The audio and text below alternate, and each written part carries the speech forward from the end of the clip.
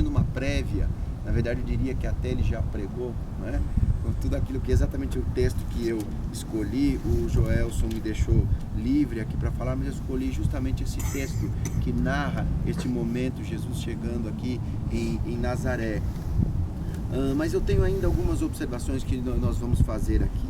Então, a palavra diz assim, o texto é Lucas, e aqui no capítulo 4, né, e 14, verso 14 em diante, diz assim: então, pelo poder do Espírito Santo, voltou Jesus para a Galileia, e a sua fama correu por todas as terras em derredor, e ensinava nas suas sinagogas, e por todos os era louvado. E chegando a Nazaré, onde fora criado, entrou num dia de sábado, segundo o seu costume, na sinagoga, e levantou-se para ler. E foi-lhe dado o livro do profeta Isaías, e quando abriu o livro, achou o lugar em que estava escrito: o Espírito do Senhor está sobre mim, pois que me ungiu para evangelizar os pobres, enviou-me a curar os contritos de coração, a proclamar liberdade aos cativos e restauração da vista aos cegos, a pôr em liberdade os oprimidos, a anunciar o ano aceitável do Senhor. E cerrando o livro, ou fechando, e tornando a dar ao ministro, assentou-se, e os olhos de todos da sinagoga estavam fitos nele. Então começou a dizer-lhes: hoje se cumpriu esta profecia em vossos ouvidos. E todos lhe davam testemunho e se maravilhavam das palavras de graça que saíram da sua boca, e diziam: não é este o filho de José? E ele lhes disse: sem dúvida me dareis este provérbio: médico, cura-te a ti mesmo, faze também aqui a tua pátria, na tua pátria, tudo que ouvimos ter sido feito em Cafarnaum. E disse: em verdade vos digo que nenhum profeta é bem recebido na sua pátria. Em verdade vos digo que muitas viúvas existiam em Israel nos dias de Elias, quando o céu se cerrou por 3 anos e 6 meses, de sorte que em toda a terra houve grande fome, e a nenhuma delas foi enviado Elias, senão a Serepta de Sidom, a uma mulher viúva. E muitos leprosos havia em Israel no tempo do profeta Eliseu, e nenhum deles foi purificado, senão Naamã o sírio. E todos na sinagoga ouviram estas coisas, se encheram de ira, e levantando-se, o expulsaram da cidade e o levaram até o cume do monte em que a cidade deles estava edificada, para dali o precipitarem. Ele, porém, passando pelo meio deles, retirou-se. Exatamente é este o lugar em que, depois de Jesus falar na sinagoga em Nazaré, eles trouxeram o Senhor Jesus Cristo. E aqui tem alguns pontos que nos deixa muito intrigados, pelo menos, falando a respeito. Ele começa essa narrativa de Lucas, não é? Lucas começa a falar sobre que Jesus, pelo poder do Espírito, tudo que Jesus fez durante todo o seu ministério foi pelo poder do Espírito Santo. Nada sem o poder do Espírito Santo Jesus realizou. Por isso que naquele momento, para a gente entender melhor, em que os fariseus falam para Jesus assim: você expulsa os demônios pelo Espírito de Beelzebul. Jesus disse: olha, vamos colocar ordem aqui. Todo pecado será perdoado, porém o pecado contra o Espírito Santo, este não há perdão. O que Jesus estava dizendo? Que eles estavam, na verdade, ofendendo ao Espírito Santo, porque tudo que Jesus fazia, todos os milagres que ele realizou, era na dependência do Espírito Santo. E quando que o Espírito Santo veio sobre Jesus? No seu batismo. O Yuval também comentou até isso, no momento do seu batismo, não é isso? Por isso, queridos, que eu quero deixar claro para você, que quando Jesus mais tarde ele vai dizer, olha, vocês farão as mesmas obras que eu fiz e maiores obras farão, lembra disso?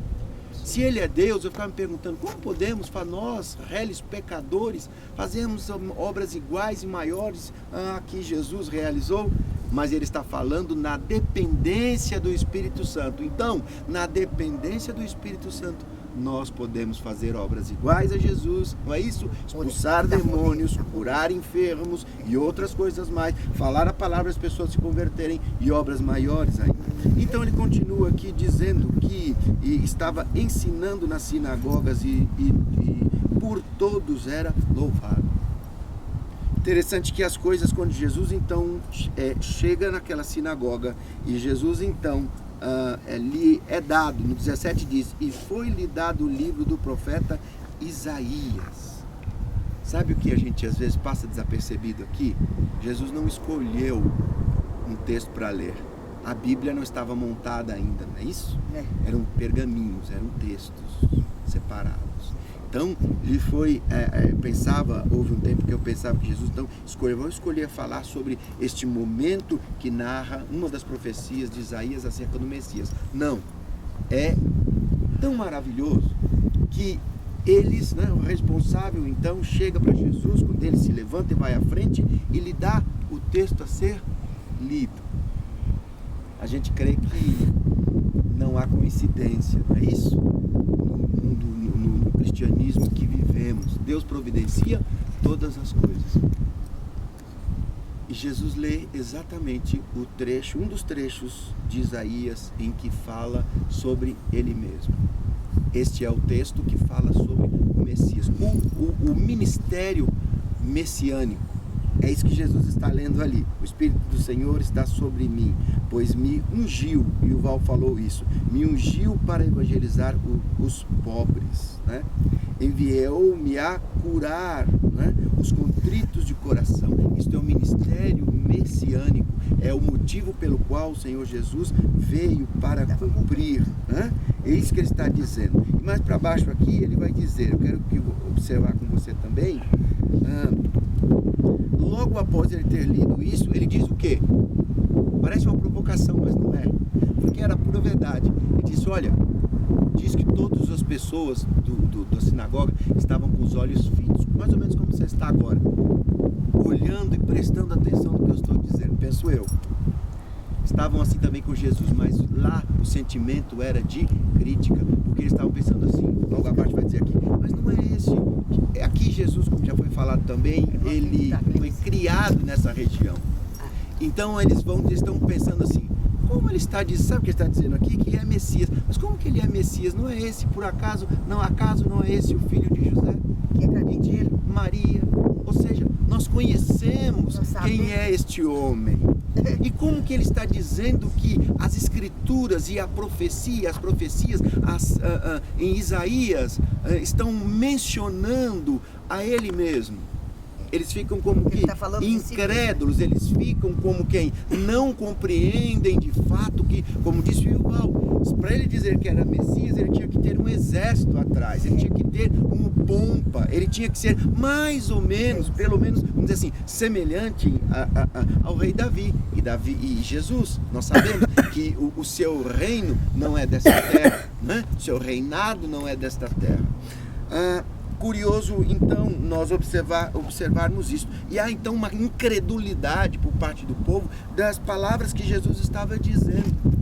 A tal ponto que, mais para frente aqui, né, Jesus percebendo essa incredulidade, né, ele vai dizer aqui, ele faz uma comparação, e o povo entende, porque o povo é inteligente. Às vezes a gente pensa que o povo não está entendendo, não vai perceber alguma coisa que nós vamos falar, mas o povo entende sim. É um pouco de presunção pensarmos assim. E aí Jesus então fala, como naquele momento também foi o caso.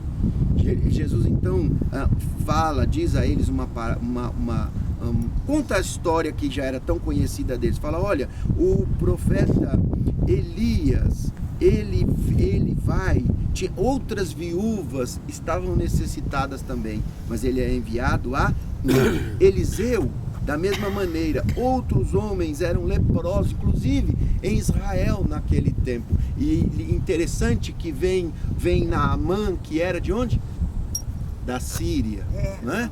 O comandante, o general Naamã, vem da Síria para ser purificado por Eliseu aqui. O que Jesus está falando?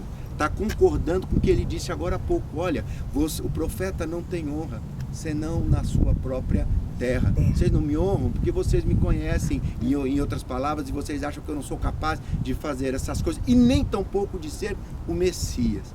Eles entendem o que Jesus estava dizendo, não é? Então diz que eles pegam a Jesus, o expulsam da sinagoga e o trazem para cá. Queridos, mais uma coisa eu quero observar nesse texto aqui. Quando Jesus diz que lê esta palavra acerca dele mesmo em Isaías, né? Se nós prestarmos atenção quando ele diz em outro momento, eu sou o caminho, a verdade e a vida. São as 3 portas do templo. Sabe o que Jesus está dizendo? Eu sou Deus. Porque ser Messias não está desassociado, não está divorciado de ser Deus.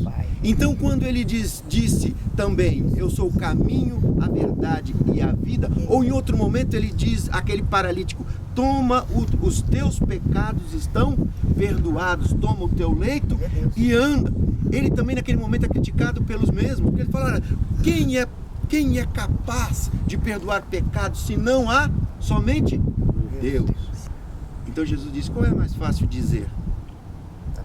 Você está curado ou perdoados estão os seus pecados? Aí Jesus completa, porém eu disse, perdoados estão os seus pecados, para saberem que só que Deus o Filho do Homem é capaz de perdoar pecados. Por quê? Porque tudo isso é igual a ser Deus.